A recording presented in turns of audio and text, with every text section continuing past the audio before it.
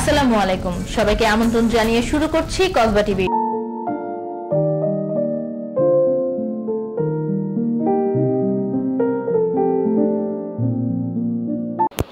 কসবাকে মসজিদের শহর বলা হয়ে থাকে। কসবা উপজেলার প্রতিটি গ্রামের নতুন পুরাতন মসজিদ রয়েছে। এ নিয়ে কসবা টিভিতে ধারাবাহিক প্রতিবেদন প্রচার করা হচ্ছে।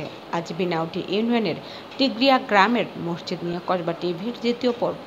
চোখ রাখুন কসবা টিভিতে। কয়েক শত বছরের ঐতিহ্যবাহী প্রাচীন মসজিদ সহ হালামলে নির্মিত দৃষ্টিনন্দন মসজিদ। উপজেলার নান্দনিক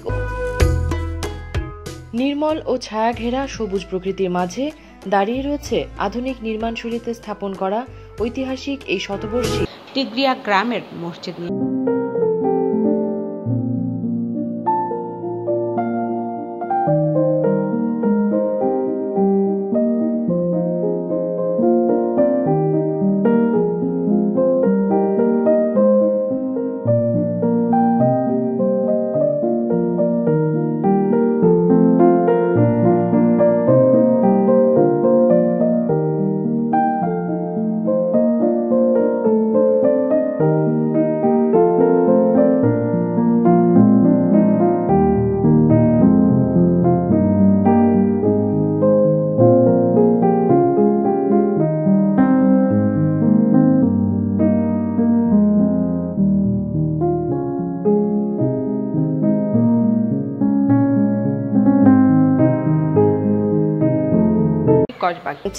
কয়েক শত বছরের ঐতিহ্যবাহী প্রাচীন মসজিদ সহ হালামলে নির্মিত দৃষ্টিনন্দন মসজিদ।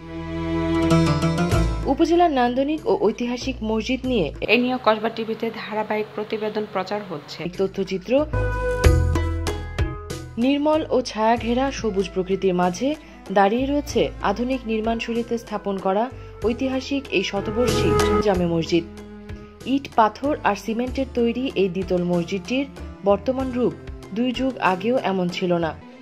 সময়ের পরিক্রমায় চাহিদার আলোকে আধুনিক নির্মাণ শৈলীতে দ্বিতল মসজিদটি পুনর্নির্মাণ করা হয়।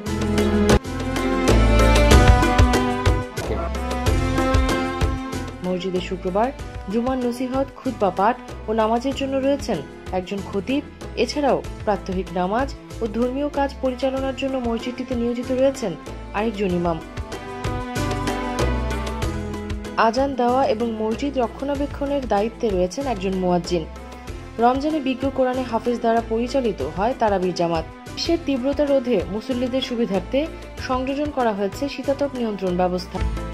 দূর থেকে দেখলে মসজিদটির নির্মাণ শৈলী, ভবনের কাঠামো ও বাইরের দেয়ালের রং যে কোনো পথিককেই মুগ্ধ করবে। তবে গোধূলি বেলায় মসজিদটির মোহনীয় সৌন্দর্যে মুগ্ধতার আবেশ অনেকটাই বাড়িয়ে দেয়। মনে হবে নিরিবিলি ও সবুজে ঘেরা প্রকৃতির মাঝে গ্রামের গর্বের প্রতীক হয়ে দাঁড়িয়ে রয়েছে এই ধর্মীয় স্থাপনাটি।